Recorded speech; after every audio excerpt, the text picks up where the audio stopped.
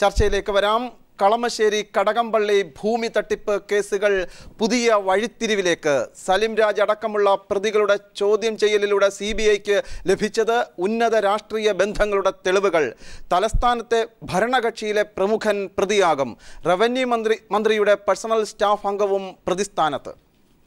മുഖ്യമന്ത്രി ഉമ്മൻചാണ്ടിയുടെയും റവന്യൂ മന്ത്രി അടൂർ പ്രകാശിന്റെയും ഓഫീസ് കേന്ദ്രീകരിച്ചാണ് കടകംപള്ളി കളമശ്ശേരി ഭൂമി തട്ടിപ്പ് ആസൂത്രണം ചെയ്തതെന്ന വിവരമാണ് CBIക്ക് ലഭിച്ചത്. മുഖ്യമന്ത്രിയുടെ ഒരു അഡീഷണൽ പ്രൈവറ്റ് സെക്രട്ടറിയുടെ പങ്കാളിത്തം സംബന്ധിച്ച വിവരങ്ങൾ CBIക്ക് ലഭിച്ചു കഴിഞ്ഞു.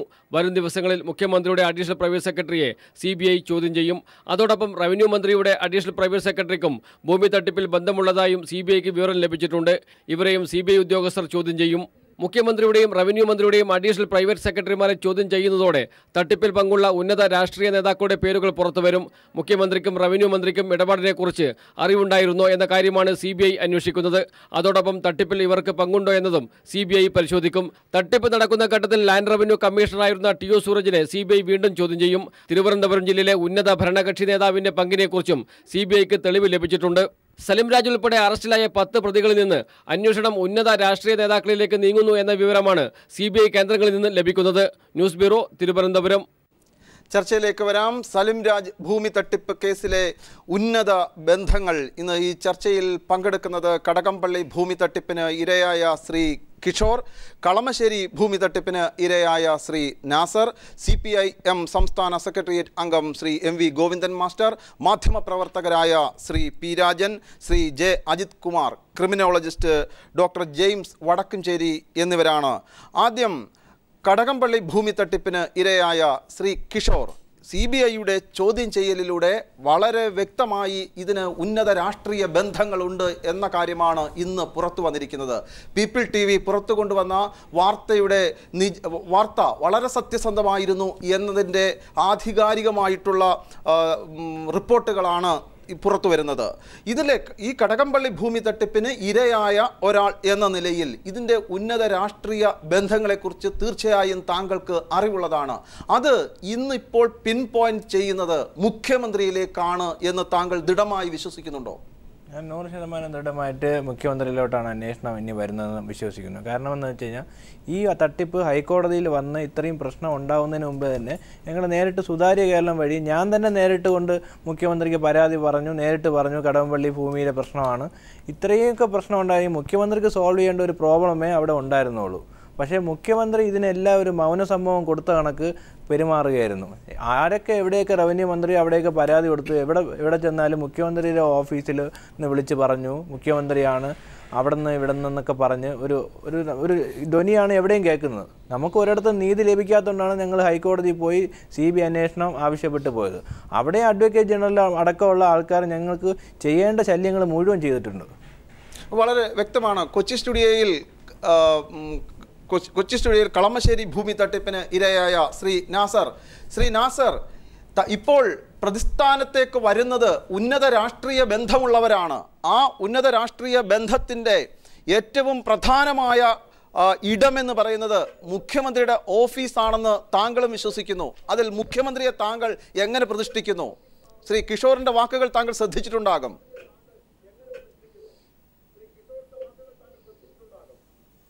തീർച്ചയായും കിഷോറിൻ്റെ വാക്കുകൾ ഞാൻ ശ്രദ്ധിച്ചായിരുന്നു. മുഖ്യമന്ത്രിയുടെ ഇടപെടലിൽ ഏറ്റവും വളരെ വളരെ വ്യക്തമായിട്ട് ഇടപെട്ട ഒരാളാണ് ഞാൻ. ആദ്യം മുഖ്യമന്ത്രി ഞങ്ങളോട് വളരെ നല്ല സമീപനം നടത്തുകയും അതേസമയം ഒരാഴ്ച കഴിഞ്ഞ് മുഖ്യമന്ത്രിയെ കാണുമ്പോൾ മുഖ്യമന്ത്രി നേരെ ഈ ഭൂമി കണ്ടുകെട്ടാൻ പോവുകയാണ്. റവന്യൂ വകുപ്പിൽ നിന്ന് നോട്ടെടുത്തതിൽ നിന്ന് നിങ്ങളുടെ ഭൂമിയാണെന്ന് തന്നെ ഉറപ്പിച്ചത്. പക്ഷേ പ്രതിപക്ഷ നേതാവ് പറയുന്നു ഭൂമി കണ്ടുകെട്ടണമെന്ന് പറയുന്നു. അപ്പോൾ അതുകൊണ്ട് ഞങ്ങൾ കണ്ടുകെട്ടാൻ പോവുകയാണ് എന്ന് എന്നെ ഭീഷണിപ്പെടുത്തുകയാണ് ചെയ്തത്. അതിന് ഞാൻ എൻ്റെ ഒരു രോഷം കൊണ്ട് ഞാൻ അതിനൊരു കൃത്യമായിട്ടുള്ളൊരു മറുപടിയും കൊടുത്തായിരുന്നു. മാത്രമല്ല മുഖ്യമന്ത്രി അതിനുശേഷം നിയമസഭയിൽ ഈ വിഷയം പ്രതിപക്ഷം ഉന്നയിച്ചപ്പോൾ പറഞ്ഞത് 2 കുടുംബങ്ങൾ തമ്മിലുള്ള കുടിപ്പകയാണെന്നാണ് പറഞ്ഞത്.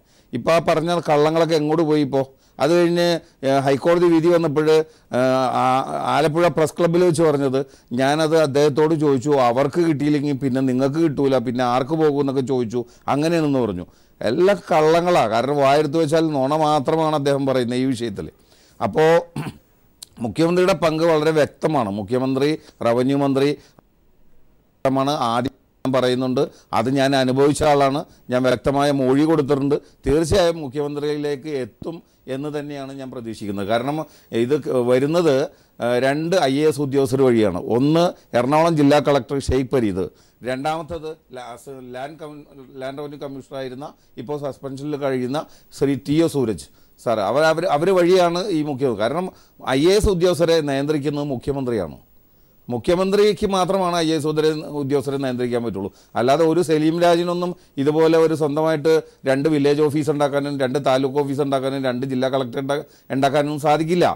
അത് ഒരുവിധ അറിവുള്ള എല്ലാവർക്കും പറ്റുന്ന കാര്യമാണ്. അപ്പോൾ തീർച്ചയായിട്ടും കൃത്യമായ ചോദ്യം ചെയ്യലിലൂടെ CBI ഈ പറഞ്ഞ സ്ഥലത്തേക്ക് എത്തുമെന്ന് തന്നെയാണ് ഞാൻ വിശ്വസിക്കുന്നത്. തീർച്ചയായും ഞാൻ താങ്കളിലേക്ക് മടങ്ങി വരാം.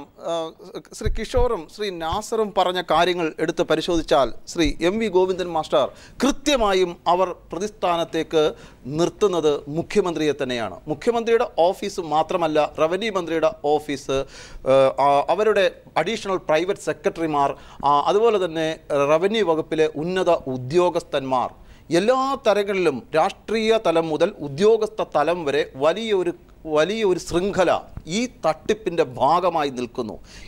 എന്നിട്ടും ഞങ്ങൾക്കിതിനകത്തൊന്നും യാതൊരു ഞങ്ങളുടെ കൈകടത്തലൊന്നുമില്ല എന്ന് രാഷ്ട്രീയ നേതൃത്വം പൊതുസമൂഹത്തോട് പറഞ്ഞുകൊണ്ടിരിക്കുകയും ചെയ്യുന്നു. ഇതിൽ വലിയ വൈരുദ്ധ്യമില്ലേ? സലീം രാജിൻ്റെ പ്രശ്നം ഭൂമി തട്ടിപ്പുമായിട്ട് ബന്ധപ്പെട്ട ആദ്യഘട്ടത്തിൽ തന്നെ സലീം രാജ് എന്ന് പറയുന്ന ഒരു പോലീസ് കോൺസ്റ്റബിളിന് ഇതുപോലെ കോടാനുകോടി ഉറുപ്പികയുടെ ഒരു തട്ടിപ്പ് നടത്താൻ സാധിക്കില്ല എന്ന് ഈ കേരളത്തിലെ മുഴുവൻ മനുഷ്യർക്കും അറിയാം. അപ്പോൾ സലീം രാജ് തട്ടിപ്പ് നടത്തുന്നതിൻ്റെ പിന്നിൽ ആരാണ് എന്ന് അന്ന് തന്നെ ഞങ്ങൾ വളരെ വ്യക്തതയോടുകൂടി CPM ഉൾപ്പെടെയുള്ള പാർട്ടികൾ വളരെ വ്യക്തതയോടുകൂടി ചൂണ്ടിക്കാണിച്ചതാണ്.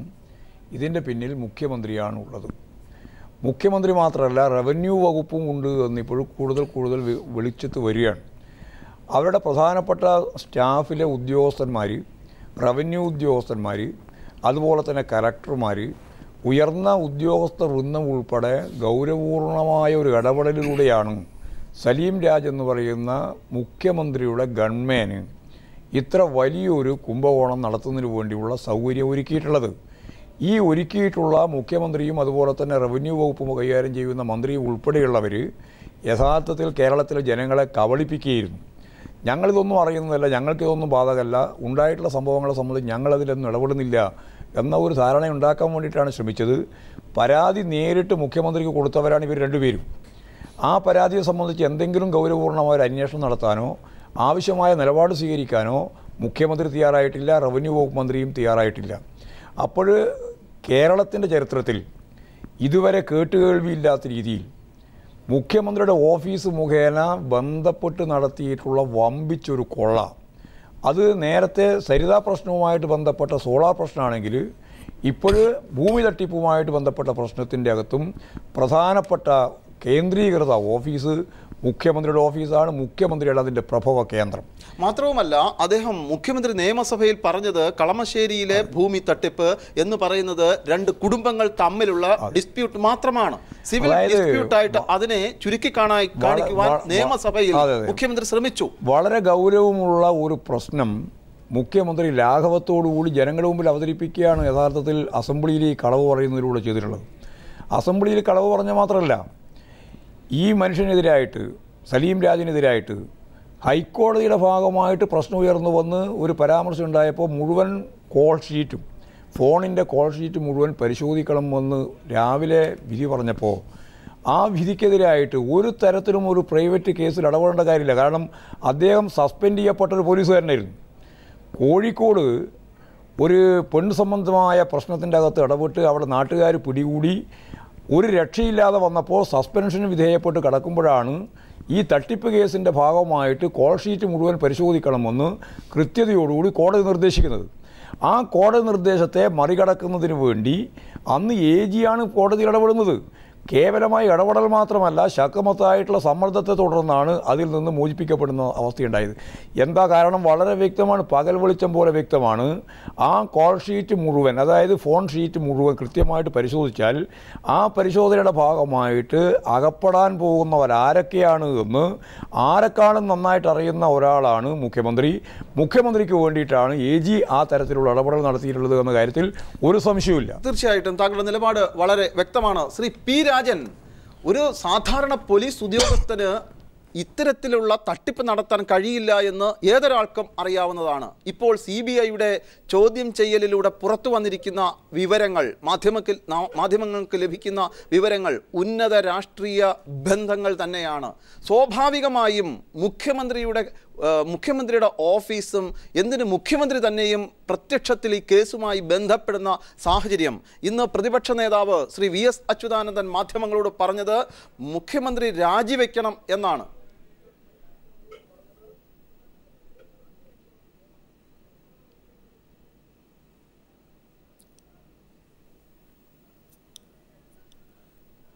മുഖ്യമന്ത്രിയുടെ പേഴ്സണൽ സ്റ്റാഫിലുള്ള സലീം രാജിന് എതിരായിട്ട് പോലും ഗൂഢാലോചന മാത്രമാണ് CBI ചുമത്തിയിട്ടുള്ളതെന്നാണ് എനിക്ക് പത്ര റിപ്പോർട്ടിൽ നിന്ന് മനസ്സിലാകുന്നത്. അതുകൊണ്ട് ഡയറക്റ്റായിട്ട് മുഖ്യമന്ത്രിയെ ബന്ധപ്പെടുത്തുന്ന തെളിവ് അവർക്ക് ഇതുവരെ ശേഖരിക്കാൻ കഴിഞ്ഞിട്ടില്ല എന്ന് തന്നെ നമ്മൾ കരുതേണ്ടി വരും. പക്ഷേ എന്തു തന്നെയായാലും പ്രഥമ ദൃഷ്ട്യാ മുഖ്യമന്ത്രി ഈ കേസിൽ കൈ ശുദ്ധമല്ല എന്ന തോന്നൽ തന്നെ ഉണ്ടാക്കുന്ന സാഹചര്യങ്ങളൊന്നും ഉണ്ട്, അതിൽ യാതൊരു സംശയവുമില്ല. മാത്രമല്ല, ഭൂമാഫിയ കഴിഞ്ഞ കുറേ കാലമായി കേരളത്തിൽ പ്രവർത്തിക്കുന്നുണ്ട്. കോടതി വിധികൾ തന്നെ വ്യാജമായി ഉണ്ടാക്കി സർക്കാർ ഭൂമി കയ്യേറിയതിൻ്റെ പട്ടിക സർക്കാരിൻ്റെ കയ്യിലുണ്ട്. 1999 ഹൈക്കോടതിയിൽ വന്ന കേസിൽ ഇത് സംബന്ധിച്ച് അന്വേഷിച്ച് CBIയോട് റിപ്പോർട്ട് ചെയ്യാൻ പറഞ്ഞിരുന്നു. അതിൽ വയനാട് ജില്ല എടുത്തു മാറ്റുകയും ഇടുക്കി, കോട്ടയം, തിരുവനന്തപുരം ജില്ലകളിൽ ഒതുക്കിക്കൊണ്ട് ഒരു റിപ്പോർട്ട് സമർപ്പിക്കുകയും ചെയ്തു. അന്ന് ഇതുപോലെ വ്യാജരേഖ ഉണ്ടാക്കി ഈ ജില്ലകളിൽ കയ്യേറ്റിയ ഭൂമിയുടെ പട്ടിക ഇപ്പോഴും ഹൈക്കോടതിയിൽ ലഭ്യമാണ്. എന്ത് നടപടി അത് സംബന്ധിച്ചെടുത്തു നമ്മൾ അന്വേഷിക്കേണ്ടതാണ്. ഭൂമിയുടെ ഒരു കാര്യത്തിൽ മനസ്സിലാക്കേണ്ട കാര്യം, എല്ലാ രാഷ്ട്രീയ കക്ഷികളും വ്യാജരേഖകളുടെ അടിസ്ഥാനത്തിൽ ഭൂമി കയ്യേറുന്നവരെ സഹായിച്ചിട്ടുണ്ട്. ഇവിടെ സ്വകാര്യ വ്യക്തികൾ അവർക്ക് അവകാശപ്പെട്ട ഭൂമി ഇതുപോലെ തട്ടിപ്പിന് നടത്തി കൈക്കലാക്കാൻ പോകുമ്പോൾ അതിലെ വിഷമം കൊണ്ട് അവർ പ്രബലരല്ലാത്തത് കൊണ്ട് കോടതിയെ ആശ്രയിക്കുകയും കോടതിയിൽ നിന്ന് നീതി കിട്ടുകയും ഒരു പരിധി വരെയെങ്കിലും അതാണ് ഉണ്ടായിട്ടുള്ളത്. സർക്കാർ ഭൂമിയാണെങ്കിൽ ഇങ്ങനെയല്ല ഉണ്ടാകുമായിരുന്നത്. സർക്കാർ ഭൂമി ഒത്താശോടുകൂടി ഇവർ കൊടുത്തിട്ടുണ്ട്. എനിക്ക് വ്യക്തമായ തെളിവുണ്ട്. ഒരുപക്ഷെ ഞാൻ തന്നെ അതിനെതിരായി കേസ് കൊടുത്തു എന്നും വരാം. ഉമ്മൻചാണ്ടി അതിൽ ഇൻവോൾവ് ആണ് താൻ, കാരണം ഞാൻ നേരിട്ട് ഉമ്മൻചാണ്ടിക്ക് നിവേദനം കൊടുത്തിട്ടുള്ളതാണ്. പക്ഷേ ഇവിടെ ഭൂമി കയ്യേറ്റത്തെ സംബന്ധിച്ചിടത്തോളം സർക്കാർ ഭൂമി വ്യാജരേഖ ഉണ്ടാക്കി കൊടുക്കുക എന്നുള്ളത് ഏതാണ്ട് എല്ലാ രാഷ്ട്രീയ കക്ഷികളും അംഗീകരിച്ച പോലെയാണ് നടക്കുന്നത്. ശ്രീ പി രാജൻ, ഞാനൊന്ന് ഇടപെടുകയാണ്. ഇവിടെ മുഖ്യമന്ത്രി കളമശ്ശേരി കേസിനെ സംബന്ധിച്ചിടത്തോളം നിയമസഭയെ തെറ്റിദ്ധരിപ്പിച്ചിരിക്കുന്ന സാഹചര്യം ഇപ്പോഴത്തെ വെളിപ്പെടുത്തലുകളുടെ അല്ലെങ്കിൽ അറസ്റ്റിൻ്റെയും മൊഴികളുടെയും അടിസ്ഥാനത്തിൽ മുന്നോട്ട് വരുന്നു. സ്വാഭാവികമായും 120B അനുസരിച്ചുള്ള ഒരു ഗൂഢാലോചന കേസ് മാത്രമാണ് സലിം രാജിനെതിരെ ചുമത്തിയിരിക്കുന്നത് എങ്കിൽ പോലും അത് മുഖ്യമന്ത്രിയിലേക്ക് പോകില്ല എന്ന് താങ്കൾ പറയുമ്പോഴും നിയമസഭയെ തെറ്റിദ്ധരിപ്പിച്ചിരിക്കുന്നു എന്നത് വളരെ പ്രധാനപ്പെട്ട ഒരു കാര്യമല്ലേ? പോകില്ല എന്ന് ഞാൻ പറയുന്നില്ല. പോകുന്ന തെളിവ് ഇതുവരെ കിട്ടി കാണില്ല.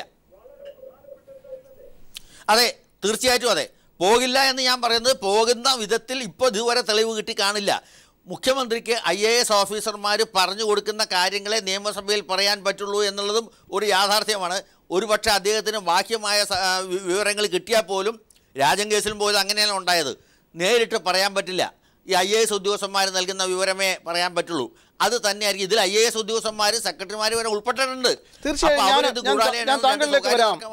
Criminologist doctor James Vadakkanchery, 120B അനുസരിച്ച് വെറുമൊരു ഗൂഢാലോചന കുറ്റം മാത്രം ചുമത്തി സലീം രാജിനെ അറസ്റ്റ് ചെയ്യുകയും മൊഴിയെടുക്കുകയും ചെയ്തിരിക്കുന്ന സാഹചര്യം, അതുകൊണ്ട് ഈ കേസ് ദുർബലപ്പെട്ടു പോകും എന്ന് താങ്കൾ കരുതുന്നുണ്ടോ? അതായത് എനിക്ക് സലീം രാജിനെ അറിയില്ല, ഈ ചർച്ചയിൽ പങ്കുകൊള്ളുന്നതായി ആരെയും തന്നെ എനിക്കറിയില്ല. പക്ഷെ ഞാൻ ആ CBI ഇട്ട ഇൻവെസ്റ്റിഗേഷൻ ആംഗിളിൽ ഞാൻ ആ സെക്ഷൻസൊക്കെ നോക്കുമ്പോഴേ അവരിട്ടിരിക്കുന്ന സെക്ഷൻ ഈ 468, 471, 120B, 420, 511 വിത്ത് 420. അപ്പോൾ അത് ഒരു അറ്റംപ്റ്റാണ്. അതായത് ഇവിടെ ചീറ്റിംഗ് നടന്നു എന്ന് പറഞ്ഞാൽ ചീറ്റിംഗ് നടന്നു എന്നൊന്നും ആരും പറയുന്നില്ല. An attempt to commit cheating എന്നേ പറയുന്നുള്ളൂ. അതുകൊണ്ട് ദുർബലമാണെന്ന് കേസ് ദുർബലമാണെന്ന് മാത്രമല്ല, നമ്മൾ വെറുതെ അവിടെ ഇവിടെ കാട് കയറി പോയിട്ട് യാതൊരു കാര്യമില്ല. ഒരു അറ്റംപ്റ്റ് ചെയ്തപ്പോൾ ഇതിനകത്ത് നോക്കുന്നത് ഈ അറ്റംപ്റ്റ് ഉണ്ട്, ഈ സലീം രാജ് ആയാലും ആരായാലും അയാൾക്ക് എന്ത് നേട്ടമുണ്ടായി. ഇപ്പം നമ്മൾ ക്രിമിനൽ കോൺസ്പിറസി എന്ന് പറയുമ്പോൾ ഈ ക്രിമിനൽ കോൺസ്പിറസിയിൽ ഈ സലീം രാജ് എന്ന് പറയുന്ന ഈ കോൺസ്റ്റബിളിന് എന്താ ലോക്കൽ സ്റ്റാൻഡ്? അതായത് ഇതിനകത്ത് തീരുമാനിക്കുന്ന റവന്യൂ ഡിപ്പാർട്ട്മെൻറ്റൊക്കെയാണ്. ഇതിൽ സിവിൽ നേച്ചർ ഉണ്ട് ഇതിനകത്ത്. അതായത് ഈ കേസ് തീരുമാനിക്കുന്ന ക്രിമിനൽ കോടതിയല്ല, സിവിൽ കോടതിയാണ്. അപ്പോൾ ഇതിനകത്ത് വന്നിരിക്കുന്ന ഒരു കാര്യം എന്താണെന്ന് വെച്ച് കഴിഞ്ഞാൽ, ഈ കോൺസ്റ്റബിളിന് റവന്യൂ ഡിപ്പാർട്ട്മെൻറ്റിൻ്റെ ഒരു കാര്യത്തിലും ഒരു അധികാരമില്ല. ഇന്നിപ്പോൾ പ്രതിപക്ഷ നേതാവ് അധികാരം എന്നൊക്കെ പറഞ്ഞ് ഞാൻ ടി വി കേട്ടു. അധികാരം എന്നുള്ള വാക്കുപോലും അവിടെ പറയാൻ പറ്റില്ല. കാരണം അധികാര ദുർവിനിയോഗം നടത്തുന്നതിന് മുഖ്യമന്ത്രിയുടെ ഓഫീസിന്റെ തണൽ ലഭിച്ചു, മുഖ്യമന്ത്രിയുടെ തണൽ ലഭിച്ചു എന്നാണ് പറഞ്ഞത്. അങ്ങനെയാണെങ്കിൽ പോലും എന്ത് പറ്റുമെന്ന് വെച്ച് കഴിഞ്ഞാൽ, ഈ ഒരു അറ്റംപ്റ്റിൽ ഈ പോലീസുകാരന് ഉണ്ടാകുന്നതായ ശരി, താങ്കളുടെ നിലപാട് വ്യക്തമാണ് ശ്രീ കിഷോർ. ഡോക്ടർ ജെയിംസ് വടക്കഞ്ചേരി പറഞ്ഞതുപോലെ ഈ കേസ് വളരെ ദുർബലമായ രീതിയിലാണ് ഇപ്പോൾ CBI പോലും സെറ്റ് ചെയ്തിരിക്കുന്നത്. അത്തരത്തിൽ ദുർബലമാകുകയും നിങ്ങൾക്ക് നീതി ലഭിക്കില്ല എന്നൊരു സാഹചര്യം ഉണ്ടാകുകയും ചെയ്യുന്നതായി ഭയക്കുന്നുണ്ടോ?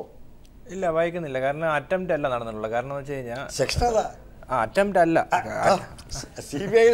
കിഷോർ, അതിനകത്ത് നിയമത്തിന്റെ മുന്നിൽ വരുമ്പോൾ നിയമത്തിന്റെ നൂലാമാലകൾ വളരെ പ്രധാനമാണ്. കാരണം വെച്ചെന്ന് വെച്ച് കഴിഞ്ഞാൽ അറ്റംപ്റ്റ്, നമ്മളിപ്പോൾ ആദ്യം ഈ 120B ഒരു അറ്റംപ്റ്റാണ്. പക്ഷേ ഇയാൾ ഈ പറഞ്ഞ സലീം രാജ് സ്വന്തം അളിയൻ്റെ പേരിൽ തന്നെ ഇത്രയും സ്ഥലം എൻകംഫറൻസിൽ വന്നു. അതായത് ഇവരിൽ നിന്ന് വാങ്ങിക്കാൻ തന്നെ കള്ള ആധാരം ഉണ്ടാക്കി, കള്ള എഗ്രിമെൻ്റ് ഉണ്ടാക്കി, അവർ പല ആൾക്കാർക്കായിട്ട് വിറ്റു, അതിനുള്ള ലാഭം ഉണ്ടാക്കുകയും ചെയ്തു. അപ്പോൾ അതിനെല്ലാം അവർക്ക് ഈ പറഞ്ഞ വിറ്റ ആൾക്കാരും പറ്റിക്കപ്പെട്ട ആൾക്കാരെല്ലാം സലീം രാജിനും ഈ സലീം രാജിൻ്റെ ബന്ധുവിനെതിരെ ശക്തമായ മൊഴി കൊടുത്തിട്ടുണ്ട്. അതിന് തെളിവും കാണും. അതായത് ഇതിനകത്തുള്ളത് സലീം രാജിന് ഉണ്ടായ നേട്ടം എന്താണ്, അതുകൊണ്ട് മുഖ്യമന്ത്രിക്ക് ഉണ്ടായ നേട്ടം എന്താണ്, സാമ്പത്തികമായിട്ടോ അല്ലെങ്കിൽ ഏത്, ഞാൻ അന്വേഷിച്ചപ്പോൾ ഞാൻ മനസ്സിലാക്കുന്നത് ഈ പോലീസ് ഇതിനകത്ത് വളരെ വ്യക്തമായിട്ടുള്ള CBIക്ക് ലഭിച്ചത് ഉന്നത രാഷ്ട്രീയ ബന്ധങ്ങളുടെ തെളിവുകൾ ലഭിച്ചിട്ടുണ്ട് എന്ന് പറയുന്നു. ഭരണകക്ഷിയിലെ ഒരു പ്രമുഖൻ തിരുവനന്തപുരം ജില്ലയിലെ വളരെ വ്യക്തമായി പറഞ്ഞാൽ ഒരു MLA തന്നെ കുടുങ്ങുമെന്നാണ് നമുക്ക് കിട്ടുന്ന വിവരം. ഞാൻ പേര് പറയുന്നില്ല, ആളെ പറയുന്നില്ല, ഒന്നും പറയുന്നില്ല. പക്ഷേ മാത്രവുമല്ല, റവന്യൂ മന്ത്രിയുടെയും മുഖ്യമന്ത്രിയുടെയും പേഴ്സണൽ സ്റ്റാഫുകൾക്ക് ഇതിനകത്തുള്ള പങ്ക്, മുൻ ലാൻഡ് റവന്യൂ കമ്മീഷണറായിരുന്ന TO സൂരജിൻ്റെ പങ്ക്, അതുപോലെ തന്നെ കൊച്ചിയിലെ DCP ആയ മുഹമ്മദ് റഫീഖ്, അദ്ദേഹം ഇതിലെ പരാതിക്കാരി ഒരു പരാതി കിട്ടിയപ്പോൾ, ഇത് സംബന്ധിച്ച് പരാതി കിട്ടിയപ്പോൾ സലീം രാജിന് അനുകൂലമായ റിപ്പോർട്ട് നൽകിയിരിക്കുന്നു എന്നുള്ള സാധ്യതകൾ, ഇതെല്ലാം കൂടി വെച്ച് നോക്കുമ്പോൾ CBIക്ക് ഇത്തരത്തിൽ എഴുതിത്തള്ളാവുന്ന ഒരു കേസാണ് എന്ന് നമുക്ക് വിശ്വസിക്കാൻ എങ്ങനെ പറ്റും? ഇതിനകത്ത് ഈ പറയുന്നതായ സെക്ഷൻ വെച്ച് നോക്കുമ്പോൾ CBIക്ക് കാര്യമായ, അതായത് ഇതിനകത്തൊക്കെ ശിക്ഷ ഇതെല്ലാം ബെയിലബിളാണ്. ഒരു സെക്ഷൻ മാത്രമേ ബെയിലബിൾ അല്ലാതെ ഉള്ളൂ. അതായത് ഞാൻ തിരികെ വരാം. കളമശ്ശേരി ഭൂമി തട്ടിപ്പിന് ഇരയായ ശ്രീ നാസർ, വളരെ ദുർബലമായ വകുപ്പുകൾ കൊണ്ട് എടുത്തിരിക്കുന്ന ഈ കേസ് പ്രതികൾക്ക് അനുകൂലമാകുന്ന ഒരു സാഹചര്യം സൃഷ്ടിക്കുമെന്ന് താങ്കൾ കരുതുന്നുണ്ടോ?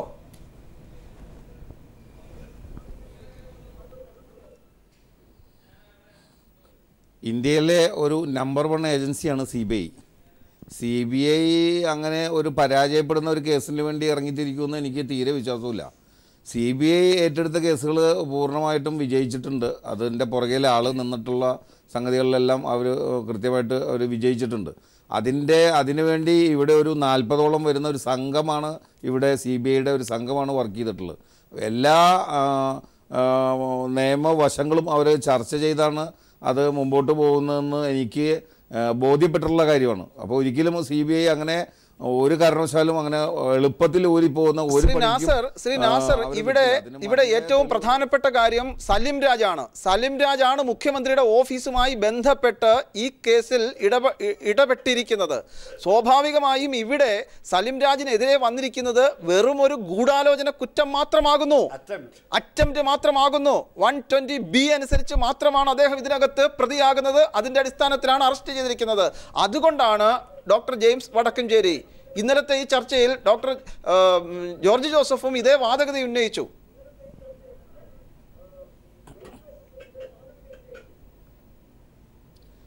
അല്ല, CBI ഇപ്പോൾ ഒരു FIR ഇട്ട് ഇവരെ അറസ്റ്റ് ചെയ്തിരിക്കുന്നു. ഈ അന്വേഷണത്തിൽ കൂടുതൽ തെളിവുകൾ ശേഖരിച്ച് അതിന് വേണ്ട ചാർജ് ഷീറ്റ് കൊടുക്കും.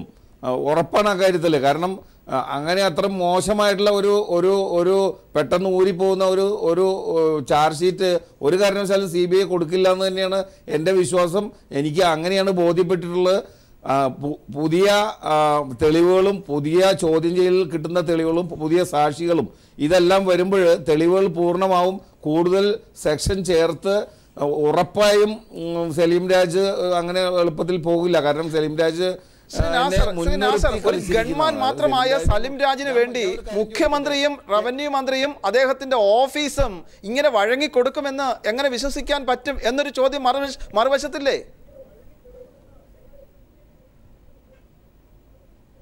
തീർച്ചയായും ഞാൻ അതിനൊരു മറുപടി ചോദ്യം അങ്ങ് ചോദിക്കാം. നമ്മുടെ കേരളത്തിലെ ഒരു കോൺസ്റ്റബിൾമാർ ഏതാണ്ട് 10,000 കണക്കിനുണ്ട്. എത്രയോ കോൺസ്റ്റബിളാണ് ഇവിടെ എന്തെല്ലാം വിഷമങ്ങളാണ് അനുഭവിക്കുന്നതെന്നറിയോ?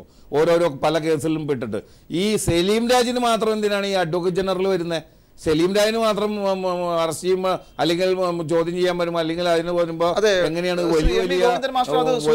ലക്ഷക്കണക്കിന് താങ്കളിലേക്ക് തിരികെ വരാം. ശ്രീ ജെ അജിത് കുമാർ, എല്ലാ മുനകളും തിരിയുന്നത് മുഖ്യമന്ത്രിയുടെ ഓഫീസിലേക്ക് മാത്രമല്ല മുഖ്യമന്ത്രിയിലേക്ക് തന്നെയാകുന്നു.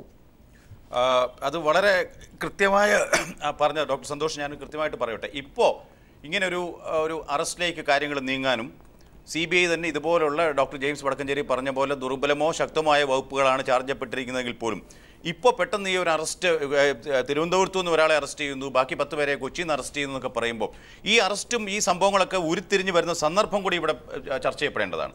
കേരളം ഒരു വളരെ പ്രധാനമായ ഒരു ഉപതെരഞ്ഞെടുപ്പിലേക്ക് പോകുന്ന ഒരവസ്ഥ.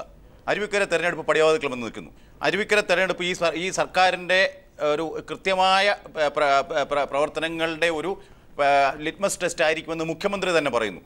അപ്പോൾ ഈ ഉപതെരഞ്ഞെടുപ്പിലേക്ക് കടക്കുന്ന ഈ വളരെ ക്രിട്ടിക്കലായ ഒരു രാഷ്ട്രീയ സാഹചര്യത്തിൽ ഇതുപോലെ ഒരു കേസ് ഇപ്പോൾ പെട്ടെന്ന് ഉറങ്ങിക്കിടന്നിരുന്ന ഒരു കേസ് പെട്ടെന്ന് ഉണർത്തിയെടുത്തുകൊണ്ട് വന്ന് പൊടി തട്ടിയെടുത്ത് CBIക്ക് പ്രത്യക്ഷത്തിൽ രാഷ്ട്രീയ താല്പര്യമുണ്ട് താങ്കൾ പറഞ്ഞതിന്റെ അങ്ങനല്ല ഞാൻ പറഞ്ഞു തീർന്നില്ല ഡോക്ടർ. ഞാൻ ഒരു കാര്യം പറയട്ടെ. ഇപ്പോൾ ഞാൻ കൃത്യമായിട്ടും ശ്രീ കിഷോറിനോടും ശ്രീ നാസറിനോടും അനുതാപവും ഞാൻ പ്രകടിപ്പിക്കുകയാണ്. എന്തെന്ന് പറഞ്ഞാൽ അവർ ഇതിനകത്ത് നഷ്ടപ്പെട്ടവരാണ്. അവർ കുറേ നഷ്ടപ്പെട്ടതിൻ്റെ പേരിലാണ് അവർ ഇത്രയും കാലം നിയമയുദ്ധം നടത്തിയത്. അവരോടുള്ള എല്ലാ സഹതാപം വെച്ചുകൊണ്ട് തന്നെ ഞാൻ പറയട്ടെ, ഇപ്പോൾ ഇതിനകത്ത് ഒരു രാഷ്ട്രീയ ഗൂഢാലോചനയുടെ ഒരു ആംഗിൾ ഇതിനകത്ത് ഞാൻ കാണുന്നു. കൃത്യമായിട്ട് ഈ ഉപതെരഞ്ഞെടുപ്പിലേക്ക് വന്നു നിൽക്കുമ്പോൾ ഇത് പ്രത്യേകിച്ച് ഇപ്പം ശ്രീ നാസർ അമിതമായ ആത്മവിശ്വാസത്തോടെ പറയുന്നുണ്ടല്ലോ CBIക്ക് ഒരിക്കലും വഴിതെറ്റില്ലെന്ന്. CBI വഴിതെറ്റിച്ചതും CBI അന്വേഷിച്ച് നശിപ്പിച്ചതുമായ എത്രയോ കേസുകളെക്കുറിച്ച് നമുക്ക് ശ്രീ നാസറിനും നമുക്കും ഡോക്ടർ സന്തോഷ് കുമാറിനും ഗോവിന്ദ മാഷക്കും അജിത് കുമാർ, രാഷ്ട്രീയ സന്ദർഭം ഏതുമാകട്ടെ ഒരു ഇതുപോലെ രാഷ്ട്രീയ സാഹചര്യം ഏതുമാകട്ടെ ഇപ്പോഴെങ്കിലും ഇത് പുറത്തു വരുന്നു, ഇതിന്റെ അന്വേഷണം പുരോഗമിക്കുന്നു. അത് നമ്മൾ പോസിറ്റീവായിട്ട് കാണണ്ടേ? ഇപ്പൊ ശ്രീ നാസറിന്റെ ശുഭാപ്തി വിശ്വാസം അദ്ദേഹത്തെ രക്ഷിക്കട്ടെ. ഈ CBI എന്ന് പറയുന്നത് ഒരു വിശുദ്ധ പശു അല്ലെന്ന് ഞാൻ വീണ്ടും പറഞ്ഞു. ഇറ്റ്സ് നോ ഹോളി കൗ. അപ്പോൾ CBI ചെയ്യുന്നതെല്ലാം കറക്റ്റ്, ബാക്കി മുഴുവൻ തെറ്റ്, അല്ലെങ്കിൽ CBIയുടെ എല്ലാ കണ്ടെത്തലുകളും സത്യസന്ധമൊന്നും അല്ല എന്ന് മലയാളിക്ക് അറിയാമല്ലോ എത്രയോ കേസുകൾ. ഇപ്പോൾ CBIയിൽ അമിത വിശ്വാസം കൽപ്പിച്ച് ഇപ്പോൾ അങ്ങനെയാണെങ്കിൽ ഈ കളമശ്ശേരി കേസിൽ ഈ പറഞ്ഞ അക്യൂസ്ഡ് ആയിട്ടുള്ള സലിം രാജ് പ്രതി ചേർക്കപ്പെട്ടിട്ട് പോലുമില്ല. കളമശ്ശേരി കേസ് സലിം രാജ് പ്രതിയല്ല. കടകംപള്ളി കേസിലെ മാത്രമേ സലിം രാജ് 11-ാം പ്രതിയാവുന്നുള്ളൂ. എന്ന് തന്നെയല്ല, ഇതിനകത്തുള്ള വേറെ വകുപ്പുകൾ എന്ന് പറയുന്നത് ഈ പറഞ്ഞ വകുപ്പുകളെ കുറിച്ച് അദ്ദേഹം ഡോക്ടർ ജെയിംസ് പറഞ്ഞ ഒരു കാര്യമുണ്ട്. ഗൂഢാലോചനയുടെ രാഷ്ട്രീയ സാഹചര്യം MV ഗോവിന്ദൻ മാസ്റ്റർ, ഇത് രാഷ്ട്രീയ മുതലെടുപ്പിന് വേണ്ടിയിട്ടുള്ള ഒരു കേസായിട്ട് നമുക്ക് കാണാൻ പറ്റുമോ? അല്ല, കേരളത്തിലെ മുഖ്യമന്ത്രി ഉൾപ്പെടെയുള്ള ഉന്നത രാഷ്ട്രീയ നേതൃത്വം അവർക്ക് കൂടി അറിയാവുന്ന സലീം രാജിൻ്റെ നേതൃത്വത്തിലുള്ള ഈ തട്ടിപ്പിൻ്റെ പ്രശ്നത്തിൽ ഇപ്പോൾ CBI ഒരു നിലപാട് സ്വീകരിച്ചിരിക്കുന്നു. അങ്ങനെ CBI ഒരു നിലപാട് സ്വീകരിക്കുമ്പോൾ അതിന് രാഷ്ട്രീയമായ ഉദ്ദേശം അതിൻ്റെ പിന്നിലുണ്ടോ ഇല്ലയോ എന്നൊന്നും എനിക്കിപ്പോൾ പറയാൻ സാധിക്കില്ല.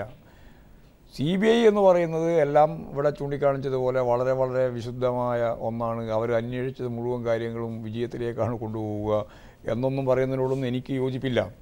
CBIയെ സംബന്ധിച്ച് സുപ്രീം കോടതിയിൽ തന്നെ കമാൻഡ് കൃത്യമായിട്ട് നമ്മൾക്ക് ലോകം മുഴുവൻ അറിയത്തക്ക രീതിയിൽ മനസ്സിലായിട്ടുള്ള കൂട്ടിലടച്ച സത്തയാണ് എന്നുള്ള വളരെ വ്യക്തമായ പ്രയോഗം. അതുപോലെ രാഷ്ട്രീയമായ ധാരണയനുസരിച്ച് കാര്യങ്ങൾ കൈകാര്യം ചെയ്യുന്നതിൽ നടത്തിയിട്ടുള്ള എത്രയോ ശ്രമങ്ങൾ കേസ് ഒഴിവാക്കുന്നതിന് വേണ്ടിയും കേസ് എടുക്കുന്നതിന് വേണ്ടിയും എടുത്ത സമീപനങ്ങൾ, ചില മുഖ്യമന്ത്രിമാർക്കെതിരായിട്ട് എടുത്ത സമീപനങ്ങളൊക്കെ ഇന്ത്യൻ രാഷ്ട്രീയം അറിയുന്ന, കോടതിയുമായിട്ട് ബന്ധപ്പെട്ട നിലപാടുകൾ മനസ്സിലാക്കിയിട്ടുള്ള ഇന്ത്യൻ ജനങ്ങൾക്ക് മുഴുവൻ യഥാർത്ഥത്തിൽ ഈ CBIയെ പറ്റി അറിയാം.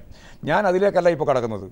ഇവിടെ ഇടതുപക്ഷ പാർട്ടികൾ ഉൾപ്പെടെ മുഴുവൻ പാർട്ടികളും ഈ സംഭവങ്ങൾ ഉണ്ടായപ്പോൾ ഇവിടെ അദ്ദേഹത്തിന് എന്ത് നേട്ടം കിട്ടിയെന്നല്ല.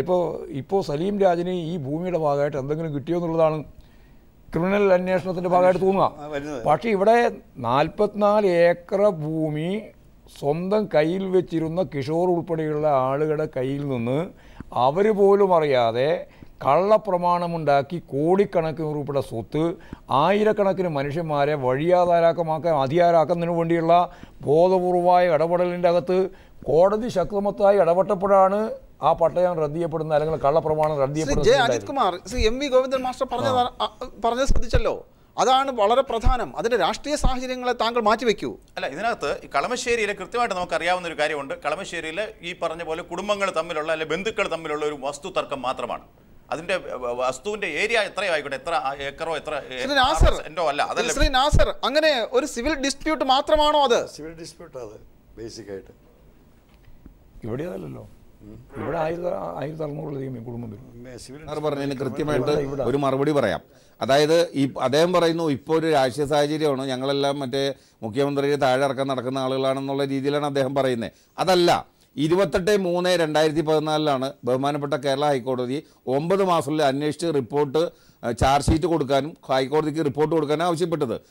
കൃത്യമായി അന്വേഷണം ഏറ്റെടുത്ത് 9 മാസമായ കഴിഞ്ഞ ഡിസംബർ 24 ഡേറ്റ് തീരുന്നതിന് മുമ്പ് വീണ്ടും ഹൈക്കോടതി സമീപിച്ച് അവർ 6 മാസം സമയം ആവശ്യപ്പെട്ടു.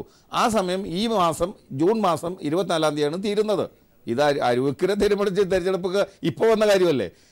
അതാണ് അതിൻ്റെ സാഹചര്യം. അപ്പോൾ ഈ 24 ഹൈക്കോടതിയിൽ ഈ പ്രതികളെ കണ്ടെത്തി കുറ്റപത്രം സമർപ്പിച്ച് റിപ്പോർട്ട് ഹൈക്കോടതിയിൽ കൊടുത്തേ പറ്റൂ. കാരണം ഹൈക്കോടതി നിർദ്ദേശമാണ്. അപ്പോൾ അതിന്റെ രാഷ്ട്രീയ സാഹചര്യം നാസറിന്റെ മറുപടിയിൽ ഇല്ലാതായിരിക്കുന്നു. അല്ലല്ല, അദ്ദേഹം തീർച്ചയായിട്ടും അദ്ദേഹത്തിന് ഇപ്പോൾ ഇതിനകത്ത് രാഷ്ട്രീയ പൊളിറ്റിക്കൽ ഇന്റൻഷൻസോ അല്ലെങ്കിൽ മാലിഫൈഡ് ആയിട്ടുള്ള ഒരു ഇന്റൻഷനും അദ്ദേഹത്തിന് ഉണ്ടെന്ന് ഞാൻ പറയുന്നില്ല. അതിപ്പോൾ ഈ അരുവിക്കരയിൽ ഉപതെരഞ്ഞെടുപ്പ് പോലും ഒരുപക്ഷേ മിസ്റ്റർ നാസറിനോ അല്ലെങ്കിൽ കളമശ്ശേരിയിൽ ഇതുമായി ബന്ധപ്പെട്ട് ഈ അഗ്രീവ്ഡ് പാർട്ടീസിന് അതൊന്നും വിഷയമായിരിക്കില്ല. പക്ഷേ ഇപ്പോൾ CBI ഇത് ഉന്നയിച്ചുകൊണ്ട് വന്ന സമയവും സന്ദർഭമാണ് ഡോക്ടർ സന്തോഷ് ഞാൻ പറഞ്ഞത്. ഇത് CBI എത്രയോ കേസുകൾ കേരളത്തിൽ അന്വേഷിക്കുന്നുണ്ട്. ഇപ്പോൾ ഈ ഒരു ഇഷ്യൂ വന്നത് തന്നെയല്ല, ഇപ്പോൾ ഈ കളമശ്ശേരിയിലെ ഈ ഒരു ഞാൻ പറയട്ടെ, ഈ ഒരു കുടുംബാംഗങ്ങൾ തമ്മിലുള്ള ഈ സിവിൽ ഡിസ്പ്യൂട്ട്, ഇപ്പോൾ ഡോക്ടർ ജെയിംസ് പറഞ്ഞ പോലെ ഈ സിവിൽ ഡിസ്പ്യൂട്ടിൽ കേരളം ഭരിക്കുന്ന മുഖ്യമന്ത്രിക്കും റവന്യൂ മന്ത്രിക്കും ഒക്കെ പങ്കുണ്ടെന്ന് പറയുന്നതിനേക്കാളും മൗഢ്യം എന്തുണ്ടെന്നാണ് ഞാൻ ചോദിക്കുന്നത്. അത് അങ്ങനെ പറയരുത്. കാരണം എന്ന് വെച്ച് കഴിഞ്ഞാൽ അതിനകത്ത് സലിം രാജ് ഇവർക്ക് പ്രത്യക്ഷത്തിൽ സഹായം ചെയ്തു കൊടുത്തു. അതുകൊണ്ടാണല്ലോ മുഖ്യമന്ത്രിയുടെ ഓഫീസിന്റെ മന്ത്രിയുടെയും റവന്യൂ മന്ത്രിയുടെ ഓഫീസിന്റെയും റവന്യൂ ഉദ്യോഗസ്ഥന്മാരുടെ, അത് മുകൾ തട്ട് മുതൽ താഴെ തട്ട് വരെയുള്ള റവന്യൂ ഉദ്യോഗസ്ഥന്മാരുടെയും സഹായത്തോടു കൂടിയാണ് അതിലൊരു കക്ഷിയുടെ ഭാഗത്ത് നിന്ന് ഒരു കക്ഷിയുടെ ഭാഗത്തേക്ക് കാര്യങ്ങൾ പോയത്. ഞാൻ മിസ്റ്റർ നാസറിനെ തന്നെ കോട്ട് ചെയ്തുകൊണ്ട് ഞാൻ പറയുന്നു, കേരളത്തിൽ 10,000 പോലീസ് കോൺസ്റ്റബിൾമാരുണ്ട്. ഈ പോലീസിനകത്ത് ഒരുപാട് ക്രിമിനൽ എലിമെന്റ്സും ഉണ്ട്. ഇല്ലെങ്കിൽ ഡോക്ടർ ജെയിംസ് വടക്കഞ്ചേരി പറയട്ടെ, ക്രിമിനൽ എലിമെന്റ്സ് ഒരുപാട് പോലീസിൽ ഒരുപാടുണ്ട്. അതുപോലെ ഒരു ക്രിമിനൽ എലിമെന്റ് ചെയ്ത ഒരു തട്ടിപ്പിന് ഇവിടുത്തെ രാഷ്ട്രീയ ഭരണകൂടം അല്ലെങ്കിൽ അയാളെ പിന്തുണച്ചു എന്നൊക്കെ പറയുന്നത് അവർ വെറും രാഷ്ട്രീയ പ്രേരിതമായ ആരോപണത്തിൽ അപ്പുറം ഇതൊന്നും അല്ല എന്ന് തെളിഞ്ഞു വരും. അങ്ങനെയാണെങ്കിൽ ഈ ഇദ്ദേഹത്തിൻ്റെ, അതായത് ഗവൺമെൻറ്റായിട്ട് സസ്പെൻഡ് ചെയ്യപ്പെട്ട് അതൊരു പെണ്ണ് സംബന്ധമായ കേസിൻ്റെ അകത്ത് കോഴിക്കോട് ജനങ്ങൾ പിടികൂടി അങ്ങനെ അവസാനം ഗത്യന്തരമില്ലാതെ സസ്പെൻഡ് ചെയ്തു. ആ സസ്പെൻഡ് ചെയ്ത് നിൽക്കുന്ന സന്ദർഭത്തിലാണ് ഇദ്ദേഹത്തിൻ്റെ ഫോൺ കോൾ ലിസ്റ്റ് മുഴുവൻ എടുക്കണം എന്ന് കോടതി നിർദ്ദേശിക്കുന്നത്. കോടതി വിധിക്കുന്നത്. ആ വിധിക്കെതിരായിട്ട് അപ്പീൽ പോകാൻ AGക്ക് എന്താ അവകാശം? എന്ത് പശ്ചാത്തലത്തിലാണ് കേസിൽ പ്രസക്തമാകുന്നത് എങ്ങനെയാണ്? കേസിൽ പ്രസക്തമാകുന്നില്ല. സലിം രാജിന്റെ പങ്ക്, സലിം രാജ് എന്ന് പറയുന്ന വ്യക്തി ആരാണ്, അദ്ദേഹം എത്രമാത്രം പവർഫുൾ ആണ് എന്നതാണ് ഇതെല്ലാം സൂചിപ്പിക്കുന്നത്. വകുപ്പുകൾ അവിടെ നിൽക്കട്ടെ സാർ, വകുപ്പുകൾ അവിടെ നിൽക്കട്ടെ സാർ. എങ്ങനെ സലിം രാജിന് ഇതെല്ലാം ചെയ്യാൻ, അല്ലെങ്കിൽ ഒരു വിഭാഗത്തിനെ ബാധിക്കുന്ന തരത്തിൽ ഈ കാര്യത്തെ മാറ്റി തീർക്കാൻ കഴിഞ്ഞു? അതിൽ നിന്ന വ്യക്തി ആരാണ്? ആ വ്യക്തി എത്രമാത്രം പവർഫുൾ ആണ്? ആ അധികാര കേന്ദ്രം ഏതാണ്? ഇതൊക്കെയാണ് പ്രധാന പ്രശ്നം. അങ്ങനെ CBIക്ക് ഇതുണ്ടെങ്കിൽ ആ സെക്ഷൻ അത് ഉൾപ്പെടുത്തണം. അന്വേഷണം നടത്തുമ്പോൾ ഉണ്ടാകുന്ന പ്രശ്നം എന്താണെന്ന് വെച്ച് കഴിഞ്ഞാൽ CBI അടുത്ത ഘട്ടത്തിലേക്ക് പോവുകയാണ്. കിഷോർ, CBI അന്വേഷണം പൂർത്തിയാക്കിയിട്ടില്ല. ഒന്നാമത്തെ കാര്യം, ഇലക്ഷൻ ആയതല്ല, ഈ മാസം 26-ാം തീയതി അന്വേഷണം പൂർത്തിയാക്കുന്ന സമയമായി.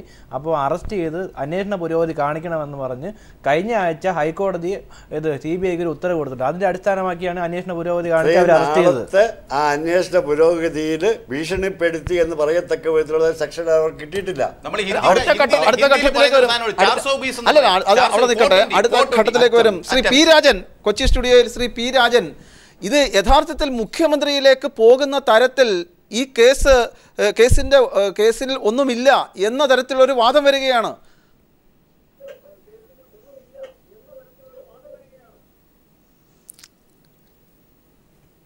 ഇതുവരെയുള്ള തെളിവിൻ്റെ അടിസ്ഥാനത്തിൽ അത് പ്രൂവ് ചെയ്യാൻ പറ്റില്ല എന്നാണ് പറയുന്നത്. സലീം രാജ് മുഖ്യമന്ത്രിയുടെ അടുത്ത ആളാണെന്ന് തന്നെ സംബന്ധിച്ചോളൂ. എന്നാൽ പോലും മുഖ്യമന്ത്രിയായിട്ട് കണക്ട് ചെയ്യണ്ടോ? അയാളെ അറസ്റ്റ് ചെയ്തു, അയാളുടെ പേരിൽ കേസെടുത്തു, അയാളെ സ്റ്റാഫിൽ നിന്ന് പിരിച്ചുവിട്ടു. ഇതൊക്കെ മുഖ്യമന്ത്രി ചെയ്തു കഴിഞ്ഞ നിലയ്ക്ക് നിങ്ങൾ വെറും ആവേശം കൊണ്ട് കണ്ടേ കണ്ടത് പറഞ്ഞിട്ട് കാര്യമില്ല. ഗൂഢാലോചന പോലും തെളിയിക്കണമെങ്കിൽ നേരിട്ട് എന്തെങ്കിലും ഇടപാട് വേണം. പിന്നെ ശ്രീ വടക്കഞ്ചേരി കുറച്ച് ഉദാരമായിട്ടാണ് വ്യാഖ്യാനിച്ചതെന്ന് എനിക്ക് തോന്നുന്നുണ്ട്.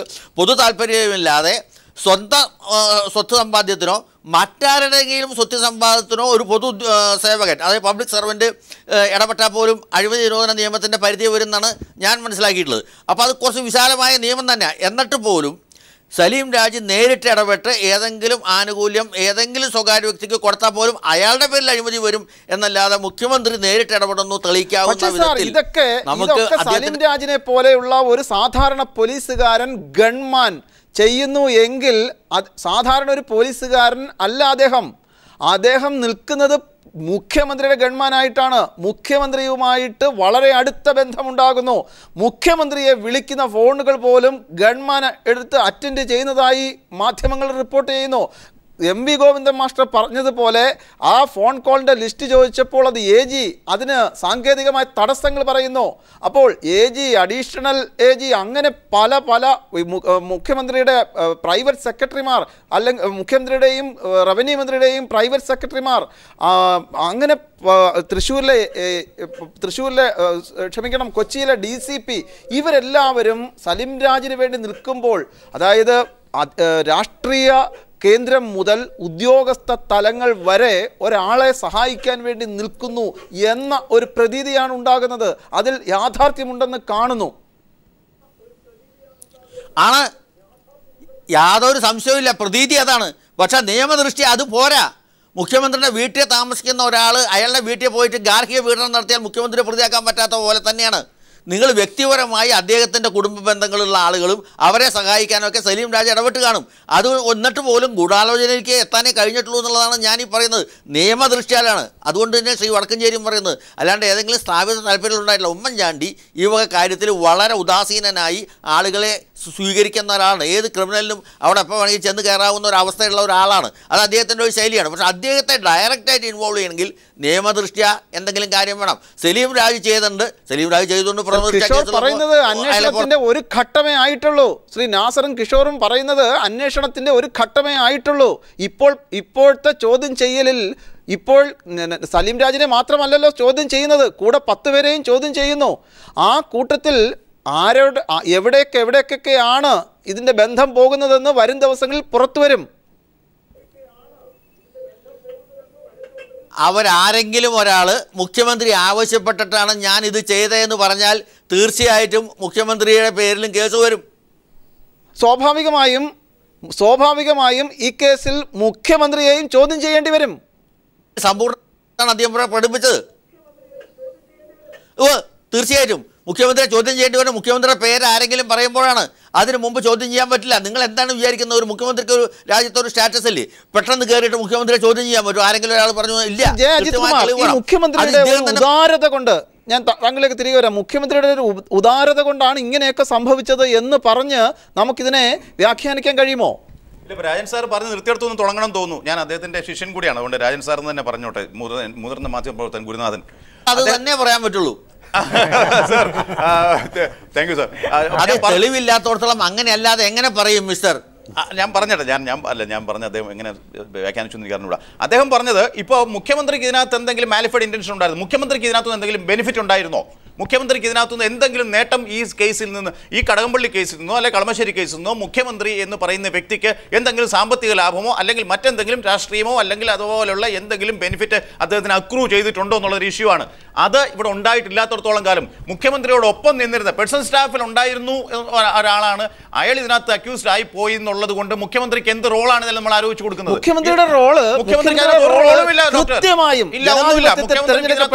മുഖ്യമന്ത്രിയാകട്ടെ മന്ത്രിയാകട്ടെ ശ്രീ ജെ അജിത് കുമാർ അദ്ദേഹത്തിന്റെ തണലിൽ നിന്നുകൊണ്ട് കുറ്റകൃത്യങ്ങൾ ചെയ്യുന്നു. സ്വാഭാവികമായും അത് കണ്ടെത്തുവാൻ മുഖ്യമന്ത്രി കഴിയണം. ക്രിമിനൽ പശ്ചാത്തലമുള്ളവരെ മുഖ്യമന്ത്രി അദ്ദേഹത്തിന്റെ സ്റ്റാഫിൽ വെക്കാൻ പാടില്ല. കണ്ണൂര് വെച്ച് കോഴിക്കോട്ടെ കണ്ണൂരെ വെച്ച് ഇതുപോലെ ഒരു സ്ത്രീപീഡനവുമായി ബന്ധപ്പെട്ട അവരെ ചേസ് ചെയ്തിട്ട് പോയിട്ട് വണ്ടിയിൽ നിന്ന് പിടിച്ചിറക്കി എന്നൊക്കെ പറഞ്ഞ പ്രശ്നം. അതിനുശേഷം ഇയാളെ പോലീസ് സേനയിൽ നിന്ന് തന്നെ, കേരള പോലീസ് സേനയിൽ നിന്ന് തന്നെ ഇയാളെ സസ്പെൻഡ് ചെയ്തു. അപ്പോൾ അങ്ങനെ അന്നേ നടപടിയെടുത്തിരിക്കുന്നു. അപ്പോൾ ഇയാള് മുഖ്യമന്ത്രിക്ക് വേണ്ടിയാണ് ഇയാൾ ഈ ഭൂമി തട്ടിപ്പൊക്കെ നടത്തിയെന്ന് പറയുന്നത് ഏതെങ്കിലും ജനത, അതായത് പച്ചയ്ക്ക് പറഞ്ഞോട്ടെ, പച്ചവെള്ളം കുടിക്കുന്നവരോ അല്ലെങ്കിൽ പച്ചരി ഉണ്ടെന്നവരോ അത് വിശ്വസിക്കുന്ന ഞാൻ വിചാരിക്കുന്നില്ല. ശ്രീ ഗോവിന്ദ മാസ്റ്റർ, അല്ല, ഇതിലൊറ്റ കാര്യമേ ഉള്ളൂ. മുഖ്യമന്ത്രിക്ക് എന്തെങ്കിലും നേട്ടമുണ്ടായോ എന്ന ചോദ്യം ഒരു സാങ്കേതിക ചോദ്യമാണ്. ഇവിടെ പ്രശ്നം മുഖ്യമന്ത്രിയുടെ ഓഫീസ്, അത് ജോപ്പനായാലും അതുപോലെ തന്നെ അവിടെ തന്നെ ഉണ്ടായിരുന്ന ഓഫീസിലെ വിവിധ സ്റ്റാഫിൻ്റെ പേരെടുത്ത് പരിശോധിച്ച് നോക്കിയാൽ അവരെല്ലാം സരിത കേസിൻ്റെ ഉൾപ്പെടെയുള്ള കേസുകൾ പ്രതിയാക്കപ്പെട്ടവരാണ്, ജയിലിൽ പോയിട്ടുള്ളവരാണ്. സലീം രാജും അതുപോലെ തന്നെ നിരവധി കേസുകളുമായിട്ട് ബന്ധപ്പെട്ട് ജയിലിൽ പോകേണ്ടി വന്നിട്ടുള്ള ആളുകളാണ്. ഇവരെല്ലാം സംരക്ഷിക്കുന്ന ഒരു പ്രഭവ കേന്ദ്രമായിട്ട് മുഖ്യമന്ത്രി നിലകൊള്ളുന്നു എന്നുള്ളതാണ് പ്രശ്നം.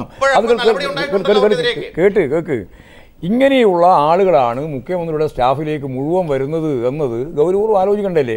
സാമൂഹിക ജീവിതത്തിൻ്റെ ഭാഗമായിട്ട് വരുന്ന നമ്മൾ ഓരോരുത്തരെയും സെലക്ട് ചെയ്യാണല്ലോ. ഇത് രാഷ്ട്രീയമായി കേവലമായിട്ടുള്ള ഉദ്യോഗസ്ഥ വൃന്ദത്തിൻ്റെ മാത്രമല്ല. ഈ സലീം രാജിൻ്റെ പോലീസാണ് നോക്കാം, അവിടെയുള്ള ജോപ്പൻ ഉൾപ്പെടെയുള്ളവരൊന്നും ഒരു സ്റ്റാഫായിരുന്നില്ലല്ലോ. എന്ന് പറഞ്ഞാൽ ഗവൺമെന്റ് സർവീസ് അല്ല, ഇവർ എടുത്തുകൊണ്ട് വന്നിട്ടുള്ളതാണ് കോൺഗ്രസിന്റെ പ്രതിനിധി. അതെ, അതാ ഞാൻ പറയുന്നത്. ഓരോ പ്രാവശ്യം വരിക, ഓരോ പ്രാവശ്യം നടപടി എടുക്കുക എന്ന് പറഞ്ഞാൽ ഇതൊന്നും അറിയാത്ത, ഒന്നും മനസ്സിലാക്കാത്ത ഒരു നിലപാട്. മുഖ്യമന്ത്രി ഫോൺ ഉപയോഗിക്കാറുണ്ടായിരുന്നില്ലല്ലോ. മുഖ്യമന്ത്രി ഉപയോഗിക്കുന്ന ഫോൺ ഉൾപ്പെടെ ഈ പറയുന്ന ജോപ്പൻ ഉൾപ്പെടെയുള്ള ആളുകളാണ്, സലീം രാജ് ഉൾപ്പെടെയുള്ള ആളുകൾ കൈകാര്യം ചെയ്തുകൊണ്ടിരിക്കുന്നത്. അന്ന് അത്ര വിശ്വസ്തയോടുകൂടി കാര്യങ്ങൾ കൈകാര്യം ചെയ്ത് പോകില്ലേ മുഖ്യമന്ത്രിയുമായിട്ട് ബന്ധപ്പെട്ട് ഇവർ ചെയ്യുന്നത്? അങ്ങനെ പോകുന്ന ഒരു മുഖ്യമന്ത്രിയുടെ സ്റ്റാഫിൽപ്പെട്ട പ്രത്യേകിച്ച് ഗൺമാനായിട്ടുള്ള സലീം രാജ് ഭൂമി തട്ടിപ്പുമായിട്ട് ബന്ധപ്പെട്ട കേസുകളിൽ ഇടപെടുമ്പോൾ ആ ഇടപെടുന്നതിൻ്റെ പിന്നിൽ മുഖ്യമന്ത്രിയുടെ കരുത്താണെന്നുള്ളതാണ് പ്രശ്നം. ആ കരുത്ത് ഉപയോഗപ്പെടുത്തിയിട്ടാണ് AG കോടതിയിൽ കൃത്യമായിട്ട് ഇദ്ദേഹത്തിന് വേണ്ടി വാദിച്ച് കോൾ ലിസ്റ്റ് എടുക്കണം എന്ന് പറഞ്ഞ് സ്റ്റേ ചെയ്യണം. സലീം രാജിന് വേണ്ടി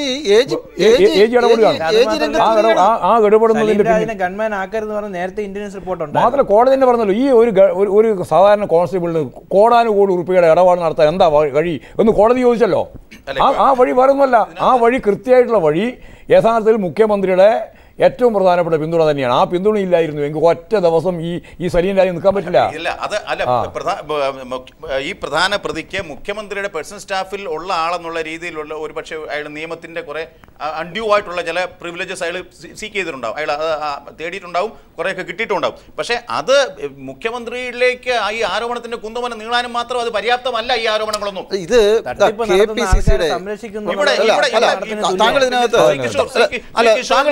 രാഷ്ട്രീയ ബന്ധം സൂചിപ്പിച്ചുകൊണ്ട് ഞാൻ പറയട്ടെ, രാഷ്ട്രീയ സാഹചര്യത്തിൽ ഇത് വന്നു എന്ന് പറഞ്ഞിട്ട് KPCCയുടെ വൈസ് പ്രസിഡന്റ് VD സതീശൻ എന്താണ് പറഞ്ഞത്? അഴിമതിയുടെ കരിനിഴലിൽ നിൽക്കുന്നതാണ് UDF സർക്കാർ എന്ന് പരസ്യമായി പറഞ്ഞത്. ഇതൊക്കെ മനസ്സിൽ കണ്ടുകൊണ്ടാണ്. ഒരു ബാർക്കോഴ കേസും സോളാർ കേസും കണ്ടുകൊണ്ടല്ല. തട്ടിപ്പ് നടത്തുന്നവർ മാത്രമല്ല, തട്ടിപ്പ് നടത്തുന്നതിന് കൂട്ടുനിൽക്കുന്നതും തട്ടിപ്പിന്റെ അതേപോലെ തന്നെയുള്ള അതായത് ഇതിനകത്തുള്ളത് ഇപ്പം ഈ പറയുന്നതിൽ ഈ സലീം രാജിന്റെ ലോക്കൽ സ്റ്റാൻഡ് എന്താ? അതായത് അയാൾ എവിടെ ബന്ധം, ആ ബന്ധത്തിലെ ഇത് കോടതിയിലൊക്കെ നമ്മൾ വരുമ്പോൾ കേസായിട്ട് വരുമ്പോഴേ ഈ ക്രിമിനൽ കോൺസ്പിറസി എന്ന് പറയുന്നതിൽ ഈ ഡോക്യുമെൻറ്റ്സ് ഉണ്ടാക്കുന്നതിലോ അല്ലെങ്കിൽ ഡോക്യുമെൻറ്റ് സൈൻ ചെയ്യുന്നതിലൊക്കെ ഈ സലീം രാജിനുള്ളതായ ലോക്കൽ സ്റ്റാൻഡ്, അതായത് അയാൾ എന്ത് റോളാണ് അയാൾ പ്ലേ ചെയ്യുന്നത്? അയാളൊരു പോലീസുകാരൻ, നിയമത്തിന് പോലെ ഞാൻ പറയുന്നത്. ശ്രീ നാസർ, താങ്കൾ എന്താണ് ജെയിംസ് വടക്കഞ്ചേരി പറഞ്ഞല്ലോ, ശ്രദ്ധിച്ചിട്ടുണ്ടാകുമല്ലോ, സലിം രാജിന് ഈ കേസിൽ സഹായങ്ങൾ ചെയ്തു കൊടുത്തു എന്ന് പറയുമ്പോഴും ഡോക്ടർ ജെയിംസ് വടക്കഞ്ചേരി ചൂണ്ടിക്കാണിച്ചതുപോലെ കൃത്യമായി എന്ത് റോളുണ്ട് എന്ന് സ്ഥാപിക്കാൻ കഴിയും നിയമത്തിൻ്റെ മുന്നിൽ. തീർച്ചയായിട്ടും പറ്റും.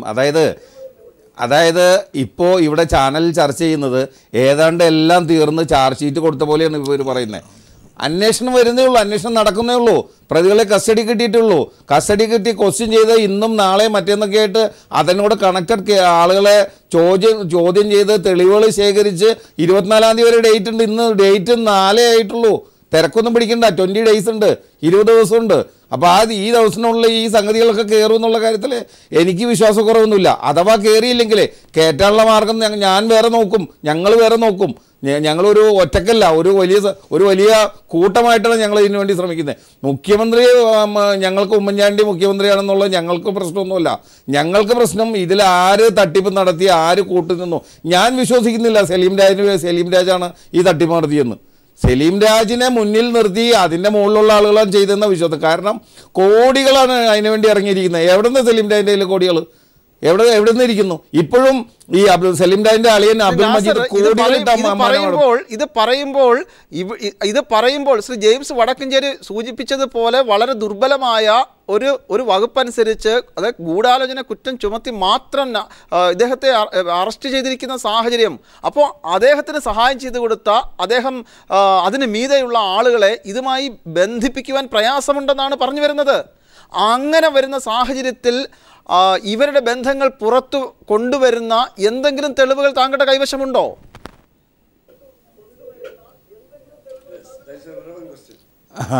അത് വരാൻ പോകുന്നേ ഉള്ളൂ. കാരണം വെച്ചാൽ ഇപ്പോൾ കേസിൻ്റെ അന്വേഷണം നടത്തി 17 പ്രാവശ്യം പ്രതികളെ വിളിച്ചു വരുത്തിയെന്നും അവരൊന്നും സമ്മതിക്കുന്നില്ല എന്നും ചോദ്യം ചെയ്യുന്നതിന് വഴങ്ങുന്നില്ല എന്നും അതുകൊണ്ട് കസ്റ്റഡിയിൽ വേണമെന്നും വൻ തിമിംഗലങ്ങൾ ഇനിയും പുറത്തുണ്ടെന്നൊക്കെ CBI തന്നെയാണ് കോടതി പറഞ്ഞിരിക്കുന്നത്, ഞങ്ങളൊന്നുമല്ല.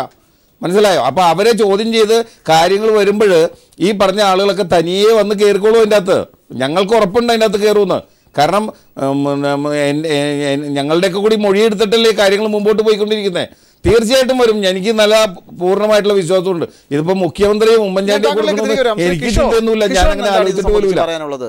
എന്താണ് ഭൂമി തട്ടിപ്പ് സംബന്ധിച്ച് പറയാനുള്ളതെന്ന് വെച്ച് കഴിഞ്ഞാൽ, സലീം രാജിൻ്റെ വീട് റെയ്ഡ് ചെയ്തപ്പോൾ തന്നെ സലീം രാജിൻ്റെ കാറിൻ്റെ അടിയിൽ നിന്ന് കടകംപള്ളി ഭൂമി തട്ടിപ്പ് സംബന്ധിച്ചുള്ള സർവത്ര രേഖകളും അതിൻ്റെ ഫോട്ടോസ്റ്റാറ്റ് കോപ്പീസ് ആയിരുന്നു കടകംപള്ളി സലീം രാജിൻ്റെ വീട്ടിൽ കാറിൻ്റെ അടിയിൽ നിന്ന് എടുത്തിട്ടുള്ളതാണ്. 1.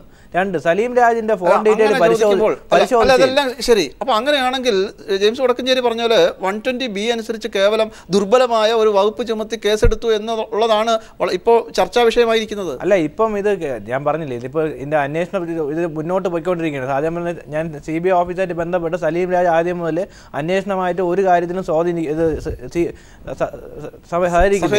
സഹകരിക്കുന്നില്ല. മാത്രമല്ല എന്ത് പറഞ്ഞാലും അദ്ദേഹം അതിന് ഒരു ബന്ധമില്ലാത്ത കാര്യങ്ങളൊക്കെ പറയുന്നത്.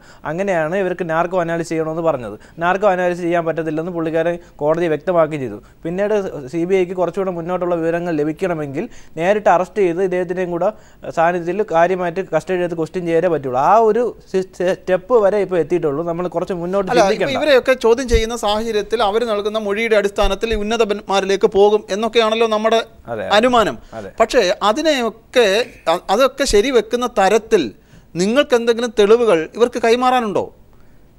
ഞങ്ങളായിട്ട് പുള്ളിക്കാരൻ നേരിട്ട് ഞങ്ങൾ ഒരു സ്ഥലത്തിൻ്റെ ഉടമസ്ഥനായ ബാലുസ്വാമി എന്ന ആളിനെ ചർച്ചയ്ക്ക് വിളിക്കുകയും ചെയ്തു. തൈക്കാട് ഗസ്റ്റ് ഹൗസിൽ വന്നു. മുഖ്യമന്ത്രിയുടെ കെയർ ഓഫിലാണ് ഈ റൂം എടുത്തിരിക്കുന്നത്. ആ റൂം എടുത്തതിൻ്റെ തെളിവുകൾ CBI കിട്ടിയിട്ടുണ്ട്. ആ ചർച്ച അവിടെ നടന്നിട്ടുണ്ട്. ആരെ പേരിലാണ് റൂം എടുത്ത് ഞാൻ ചർച്ച നടത്തിയെന്നെല്ലാം സലീം രാജ് സമ്മതിച്ചുള്ള കാര്യമാണ്. ഇപ്പോൾ പറഞ്ഞ കണക്ക് അഴിമതി നിവാരണ നിയമം ഉണ്ടെങ്കിൽ തന്നെ ഒരു പോലീസ് ഉദ്യോഗസ്ഥൻ എങ്ങനെയാണ് ഈ പറഞ്ഞ കണക്ക് മറ്റുള്ള ഒരാളുടെ സ്ഥലത്തിന് വേണ്ടി പോയി ചർച്ച നടത്തുമോ? സലീം രാജ് നേരിട്ട് ഭീഷണിപ്പെടുത്തിയിട്ടുണ്ട്. സലീം രാജ് പറഞ്ഞതെല്ലാം സത്യമാണ്. കടകംപള്ളിയിലുള്ള 145-150 ആൾക്കാരെ കരഅടപ്പ് സ്റ്റോപ്പ് ചെയ്തിട്ടാണ് കടകംപള്ളിയിൽ സലീം രാജ് വന്ന് ഞങ്ങൾ ചർച്ച നടത്തിയത്. അത് സലീം രാജിൻ്റെ വിജയം തന്നെയാണ്. സർക്കാരായിട്ട് ഒരു സ്വാധീനം ഇല്ലാത്ത ഒരാൾക്ക് എങ്ങനെയാണ് 10-50-60 വർഷമായിട്ട് കരമടച്ച് വീട് വെച്ച് താമസിക്കുന്ന ആൾക്കാരെ കരഅടപ്പ് സ്റ്റോപ്പ് ചെയ്യാൻ പറ്റുന്ന? ഗവൺമെന്റിന് അതാണ് പ്രധാനം. നോക്കൂ, കിഷോർ പറഞ്ഞത് കേൾക്കൂ. അല്ല, കിഷോർ പറഞ്ഞ ഈ നാർക്കോ അനാലിസിസിനെ കുറിച്ച് ഒരു പക്ഷേ ഡോക്ടർ ജെയിംസ് വടക്കഞ്ചേരിക്ക് നാർക്കോ അനാലിസിസിനെ കുറിച്ച് ഒരു ദിവസം കരമടയ്ക്കാൻ ചെല്ലുമ്പോൾ അവർക്ക് കരമടയ്ക്കാൻ പറ്റുന്നില്ല. കളമശ്ശേരിയിലും അതാണ് സംഭവിച്ചത്. അല്ല, ഇപ്പൊ വേറെ ആളുടെ കയ്യിലാകുന്നു. സലിം രാജ് തട്ടിപ്പ് നടത്തിയിട്ടില്ലെന്നൊന്നും അല്ലല്ലോ നമ്മൾ സ്ഥാപിക്കാൻ വരുന്നത്. സലിം രാജ് തട്ടിപ്പ് നടത്തിയിട്ടുണ്ടാകും എന്നുള്ളതുകൊണ്ടാണല്ലോ അയാൾ അറസ്റ്റ് ചെയ്യപ്പെട്ടത്. അത് ഞാൻ നേരത്തെ പറഞ്ഞതുപോലെ ഈ കടകംപള്ളി കേസിൽ അയാൾ 21-ാം പ്രതിയാണ്, കളമശ്ശേരി കേസിൽ പ്രതി ചേർക്കപ്പെട്ടിട്ടുമില്ല. അപ്പോൾ തീർച്ചയായിട്ടും അയാൾ ഇൻവോൾവ് ചെയ്തിട്ടുണ്ടാവും കടകംപള്ളി കേസിൽ. ശ്രീ കിഷോറുമൊക്കെയായി ബന്ധപ്പെട്ട കേസിൽ, കിഷോറൊക്കെ അഗ്രീഡ് ആയിട്ടുള്ള കേസിൽ തീർച്ചയായിട്ടും കടകംപള്ളിയിലെ ആ ഭൂമി തട്ടിപ്പ് കേസിൽ സലിം രാജ് ഒരു പ്രതി തന്നെയാണ്. അതിനെക്കുറിച്ചൊന്നും ഞാൻ സലിം രാജിൻ്റെ വക്കീലായിട്ട് ഞാൻ വന്നിരിക്കുന്നതുമല്ല. പക്ഷേ അതിനകത്ത് രാഷ്ട്രീയ മാനങ്ങൾ കാണുന്ന ദുഷ്ടലാക്കിനെ മാത്രമാണ് ഞാൻ ചോദിച്ചത്. രാഷ്ട്രീയ മാനങ്ങൾ കാണുന്നത് സാർ എന്തുകൊണ്ടാണ് രാഷ്ട്രീയ മാനങ്ങൾ കാണുന്നത്? മാനങ്ങൾ കാണുന്നത് എന്തുകൊണ്ടാണ്? ഞാൻ നേരത്തെ അത് വ്യക്തമാക്കി. പക്ഷെ നമ്മളെ പല ആളുകൾക്കും അതങ്ങോട്ട് ദഹിക്കുന്നില്ല. കാര്യം ഇത്രയേ ഉള്ളൂ. മുഖ്യമന്ത്രിയുടെ ഓഫീസ് കേന്ദ്രീകരിച്ചുകൊണ്ട് നടത്തുന്ന വിവിധ തട്ടിപ്പുകളിൽ ഒരു തട്ടിപ്പാണ് സലീം രാജിൻ്റെ ഭൂമി തട്ടിപ്പ്. അത് മാത്രമല്ല, AG വന്ന് കര അടക്കേണ്ടെന്നുള്ള നിയമോപദേശം കൂടെ കൊടുക്കുകയാണ്. അതന്നെ, ഭൂമി തട്ടിപ്പിൻ്റെ ഭാഗമായിട്ട് 10-60 കൊല്ലക്കാലം ഒന്ന് പറഞ്ഞതോട്ടെ 10-60 കൊല്ലക്കാലം താമസിച്ച് ജീവിച്ചുകൊണ്ടിരിക്കുന്ന ആ ഭൂമിയിൽ പണിയെടുത്തുകൊണ്ടിരിക്കുന്ന 160 കുടുംബങ്ങളുടെ അവരാരും അറിയാതെ, അവർക്ക് ഒരു കാര്യവും മനസ്സിലാവാതെ അവരുടെ മുഴുവൻ നികുതി അടക്കാനുള്ള അവകാശവും ഒരു സുപ്രഭാതത്തിൽ ഇല്ലാതാക്കുകയാണ്. നികുതി അടക്കാൻ വേണ്ടി പോകുമ്പോൾ നിങ്ങളുടെ നികുതി വാങ്ങൂല. കാരണം ഈ ഒരു തർക്കമുണ്ട്, പ്രശ്നമുണ്ട്, കോടതിൻ്റെ ഭാഗമായിട്ടാണെന്ന്. എന്ത് കോടതി? ഏത് കോടതിൻ്റെ ഭാഗമായിട്ടാണ്? സിവിൽ കോടതി. ഒരു കോടതിയുടെയും ഭാഗമായിട്ടല്ല, കള്ളക്കേസാണ്. കോടതി വിധി ഉണ്ടാക്കുകയാണ്. എന്നിട്ട് അതൊക്കെ അവസാനം അവർക്ക് മാറ്റേണ്ടി വന്നു. അപ്പോൾ വീണ്ടും ഒരു കോടതി വിധി ഉണ്ടാക്കാൻ വേണ്ടിയിട്ടുള്ള ശ്രമത്തിലേക്ക് കാര്യങ്ങൾ നീങ്ങിക്കൊണ്ടിരിക്കുകയാണ്. ഇതെല്ലാം വെറുതെ സംഭവിക്കുന്ന ഏതെങ്കിലും ഒരാൾ ഞാൻ വിചാരിച്ചാൽ, നിങ്ങളാരെങ്കിലും വിചാരിച്ചാൽ, ഏതെങ്കിലും വില്ലേജ് ഓഫീസിൻ്റെ അകത്ത് നികുതി അടക്കാൻ പോകുന്ന കുഞ്ഞിരാമൻ്റെ, മുസ്തഫേൻ്റെ, ജോസഫിൻ്റെ നിങ്ങൾ നികുതി അടക്കാൻ പാടില്ല എന്ന് പറയാൻ സാധിക്കുന്നതാണോ സംഭവം? അപ്പോൾ വളരെ ഗൗരവതരമായ പ്രശ്നമാണ് ഇത്. മുഖ്യമന്ത്രിയുടെ ഓഫീസിൽ പ്രവർത്തിക്കുന്ന, മുഖ്യമന്ത്രിയുടെ ഏറ്റവും പ്രധാനപ്പെട്ട, ഏറ്റവും അടുത്ത ഒരാളുടെ ഒരു മുൻകൈയിൽ നടക്കുന്ന പ്രക്രിയയാണ് എന്നുള്ളത് കൊണ്ടാണ് ഇതിൻ്റെ അകത്ത് റവന്യൂ ഉദ്യോഗസ്ഥന്മാർ, താഴെ തലത്ത് മുതൽ മേലെ തലം വരെയുള്ളവർ, അതുപോലെ തന്നെ ഉദ്യോഗസ്ഥന്മാർ മാത്രമല്ല മന്ത്രിമാർ ഉൾപ്പെടെയുള്ളവരെല്ലാം ഇതിൻ്റെ അകത്ത് പ്രവർത്തിക്കുന്നത്. ഈ പ്രവർത്തനത്തിൻ്റെ ഭാഗമായിട്ടാണ് ഇത്ര വലിയ കോടിക്കണക്കിന് രൂപയുടെ ഭൂമി തട്ടിയെടുക്കുന്നതിന് വേണ്ടിയുള്ള ശ്രമം നടന്നത്. പൂർത്തിയായിട്ടില്ല. യഥാർത്ഥത്തിൽ ഭൂമി ഏറ്റെടുക്കുന്നത് പൂർത്തിയായിട്ടില്ല. ഇതൊക്കെ ഈ മന്ത്രിമാരൊക്കെ ലാഭം ഉണ്ടാക്കാൻ വേണ്ടിയാണെങ്കിലും മുഖ്യമന്ത്രി ഇന്ന് ലാഭം ഉണ്ടാക്കാൻ എന്തൊക്കെയാ ലാഭം അങ്ങനെ പറയുന്നത് ലാഭം എന്ന് പറഞ്ഞാ ലാഭത്തിന് വ്യാഖ്യാനിക്കും. എന്താ ലാഭം എന്ന് പറഞ്ഞാൽ നേട്ടമാണോ ഉദ്ദേശിച്ചത്? ഞാൻ സാമ്പത്തിക മാത്രമല്ല ഉദ്ദേശിച്ചത്.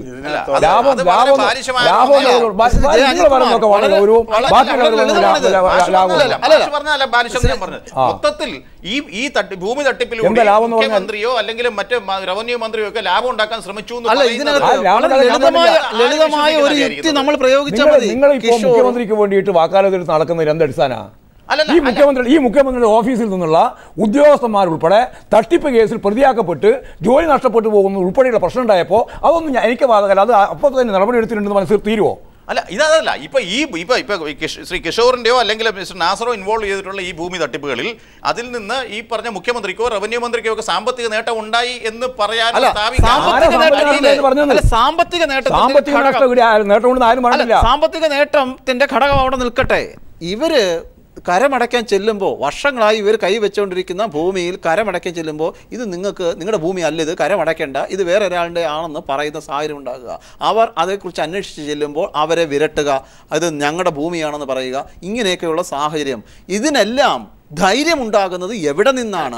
അതിന്റെ പിന്നിലുള്ള അത് അധികാര കേന്ദ്രവുമായി ചേർന്ന് നിൽക്കുമ്പോഴാണ്. ഈ കേസ് മാത്രമല്ലല്ലോ.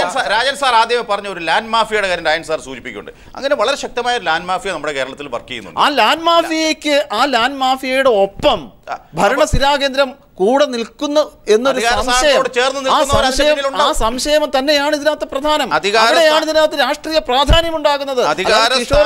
മാത്രം വിചാരിച്ചാൽ ഒരു രാഷ്ട്രീയ പ്രാധാന്യം ഇതിനുണ്ടാകില്ലെന്ന് നമുക്കറിയാവുന്നതാണ്. അല്ല, ഈ സ്ഥലത്തിന്റെ തന്നെ ഈ വസ്തു ഉടമകളായിട്ട് ആദ്യം ചർച്ച നടത്തുന്നത് സലീമിന്റെ ആദ്യം ചോദിച്ച 50%. അത് കഴിഞ്ഞിട്ട് 20%, അത് കഴിഞ്ഞ് 10% കൊടുക്കണം, എന്നിട്ട് റവന്യൂ മന്ത്രിക്ക് ഇത്രയും കൊടുക്കണം, കളക്ടറിന് ഇത്രയും കൊടുക്കണം, എണ്ണയിട്ട് പുള്ളിക്കാരൻ പറഞ്ഞിട്ടുണ്ട്. അപ്പോൾ പിന്നെ ലാഭം ഉണ്ടാക്കില്ലെന്ന് പറഞ്ഞാൽ എങ്ങനെയാണ്? ഇതിനെല്ലാത്തിനും ഇറങ്ങി തീർത്തെങ്കിൽ വില്ലേജ് ഓഫീസർ, RDO, അന്നത്തെ ഇരുന്ന കളക്ടർ എല്ലാവർക്കും പടിപടിയായിട്ട് പണം കൊടുക്കാതെ ആരും ഒരു കാര്യത്തിനൊന്നും ഇറങ്ങൂല. ഇത് തട്ടിപ്പ് തന്നെയാണ്. അജിത് കുമാർ, അല്ലല്ല, ഇതിപ്പോൾ ഈ പറഞ്ഞ പോലെ ഈ ലാൻഡ് മാഫിയ എന്ന് പറയുന്നത് വളരെ കേരളത്തിൻ്റെ മണ്ണിൽ ആഴത്തിൽ വേരോടിയിരിക്കുന്ന സംഭവമാണ്. ഇപ്പോൾ തിരുവനന്തപുരത്ത്, ഇപ്പോൾ തിരുവനന്തപുരത്ത് അല്ലെ തിരുവിതാംകൂറിൽ, മറ്റേത് കൊച്ചിയിൽ, ഇതുപോലെ ഗോവിന്ദ മാസ്റ്ററുടെ നാട്ടിലൊക്കെ ഈ സംഭവങ്ങൾ നടക്കുന്നുണ്ട്. അതിൻ്റെയൊക്കെ പിന്നിൽ രാഷ്ട്രീയമായ ഒരു പ്രൊട്ടക്ഷനോ അല്ലെങ്കിൽ ഒരു പേട്രണേജോ ഉണ്ട് എന്ന് നമ്മൾ സംശയിക്കാം സ്വാഭാവികമായിട്ടും. പക്ഷേ രാഷ്ട്രീയ സ്ഥാനങ്ങൾ അടുത്ത് നിൽക്കുന്നവരുടെ പേരുപയോഗിച്ചോ അല്ലെ അവർ തന്നെ വ്യക്തിപരമായിട്ട് ഇൻവോൾവ് ആയിട്ടോ ഇങ്ങനെയുള്ള സംഭവങ്ങൾ നടക്കുന്നില്ല എന്ന് നമ്മൾ പറയുന്നില്ല, നിഷേധിക്കുന്നില്ല. ഇവിടെ ഒരു പ്രശ്നം പറയാനുണ്ട്. ഇവിടെ എനിക്ക് പറയാനുള്ള പ്രശ്നം എന്താ അറിയാം, ഒറ്റ കാര്യം പറയാണ്. ഇവിടെ യഥാർത്ഥത്തിൽ ഭൂമാഫിയകൾ വർക്ക് ചെയ്യുന്നില്ല എന്ന് ഇവിടെ ആരും പറയുന്നില്ല. ഭൂമാഫിയകളുണ്ട്, അതിനെ പ്രതിരോധിക്കുന്ന ഒരുപാട് സംഭവങ്ങളും കേരളത്തിലുണ്ടാകുന്നുണ്ട്. പക്ഷേ ഇവിടെ വളരെ പകൽ വെളിച്ചം പോലെ മനസ്സിലാകുന്ന കാര്യം, മുഖ്യമന്ത്രിയുടെ ഓഫീസ് വേറെ ആരാണെങ്കിലും ഓഫീസല്ല, മുഖ്യമന്ത്രിയുടെ ഓഫീസിൽ ഏറ്റവും പ്രധാനപ്പെട്ട എല്ലാ കാര്യങ്ങളിലും ഇടപെടുന്ന, മുഖ്യമന്ത്രി സംസാരിക്കുന്നതിന് വേണ്ടിയുള്ള ഫോൺ ഉൾപ്പെടെ കസ്റ്റഡിയിൽ വെക്കുന്ന ഉയർന്ന അല്ലെങ്കിലും സാധാരണ ഒരു പോലീസ് കോൺസ്റ്റബിളായിട്ടുള്ള സലീം രാജിന് എങ്ങനെയാണ്, കോടതി ചോദിച്ചല്ലോ സലീം രാജിനോട്, നിങ്ങൾക്ക് എങ്ങനെയാണ് ഇത്ര വലിയ കോടാനുകോടി ഉറുപ്പികളെ ഇടപാട് നടത്താനുള്ള ബിനാമി ആരാണ് നിങ്ങൾ പിന്നിലുള്ളതെന്ന് കോടതി ചോദിച്ചല്ലോ. അതിൻ്റെ പിന്നിൽ ആരാണ് എന്നുള്ളത് വളരെ വ്യക്തമല്ലേ? മുഖ്യമന്ത്രിയാണ്, കേരളത്തിൻ്റെ മുഖ്യമന്ത്രിയാണ്. കേരളത്തിൻ്റെ മുഖ്യമന്ത്രിയുടെ പിൻബലത്താലാണ് ഈ മുഴുവൻ കാര്യങ്ങൾ സംഘടിപ്പിക്കുന്നത്. ഏതെങ്കിലും ഭൂമാഫിയ എവിടെയെങ്കിലും നടത്തിയിട്ടുള്ള പ്രവർത്തനത്തിൻ്റെ രീതി ഇതിനെ കാണാൻ പറ്റില്ല. ഇത് മുഖ്യമന്ത്രിക്ക് തന്നെ പങ്കുള്ള ഏറ്റവും പ്രധാനപ്പെട്ട സംരക്ഷണ വലയത്തിൽ നിർത്തിയിട്ടുള്ള ഒരു കേസാണെന്നുള്ളതാണ് പ്രശ്നം. അല്ലെങ്കിൽ ആർക്കാ അവിടെ തർക്കമുള്ളത്, ആർക്കാ പ്രശ്നമുള്ളത്? മാഷ് പറഞ്ഞോട് ഞാൻ ഒരു to a limit, certain limit ഞാൻ യോജിക്കുകയാണ്. ഈ മനുഷ്യൻ ഇതിനകത്ത് ഇൻവോൾവ് ആണ് എന്നാണല്ലോ ഇപ്പോൾ അന്വേഷണത്തിൽ കണ്ടെത്തിയത്. പല ഏജൻസികളും കണ്ടെത്തി അവസാനം ഏറ്റവും വലിയ ഏജൻസി നമ്മൾ സങ്കല്പനം ചെയ്തിരിക്കുന്ന CBI ഇയാളെ പ്രതിസ്ഥാനത്തുമാക്കിയിട്ടുണ്ട്. പക്ഷേ അയാളുടെ പദവി ദുർവിനിയോഗം ചെയ്തിട്ടുണ്ടാകും തീർച്ചയായിട്ടും. മുഖ്യമന്ത്രിയുടെ പേഴ്സണൽ സ്റ്റാഫിലെ അംഗമായിരുന്നു എന്നുള്ള ആ പദവി അയാൾ തീർച്ചയായിട്ടും ദുർവിനിയോഗം ചെയ്തിട്ടുണ്ടാവും. അതുകൊണ്ട് പക്ഷേ അത് തന്നെയാണ് നമ്മൾ ഈ ചർച്ചയുടെ കാതലായ വശം. അധികാര ദുർവിനിയോഗം ചെയ്തു എന്നുള്ളത് തന്നെയാണ് ഇതിൻ്റെ കാതലായ വശം. ഞാൻ സമയപരിമിതി മൂലം ഇടപെടുകയാണ്. നമുക്ക് ഇടവേളയിലേക്ക് പോകേണ്ടിയിരിക്കുന്നു. ഈ ചർച്ചയിൽ പങ്കെടുത്ത ശ്രീ കിഷോർ, നാസർ, ശ്രീ MV ഗോവിന്ദൻ മാസ്റ്റർ, മാധ്യമപ്രവർത്തകരായ Shri P Rajan, Shri J Ajith Kumar, criminologist doctor James Vadakkancherry, എല്ലാവർക്കും നന്ദി. ഇനി ന്യൂസ് ആൻഡ് വ്യൂസിൻ്റെ ചർച്ച ഇവിടെ പൂർത്തിയാകുന്നു.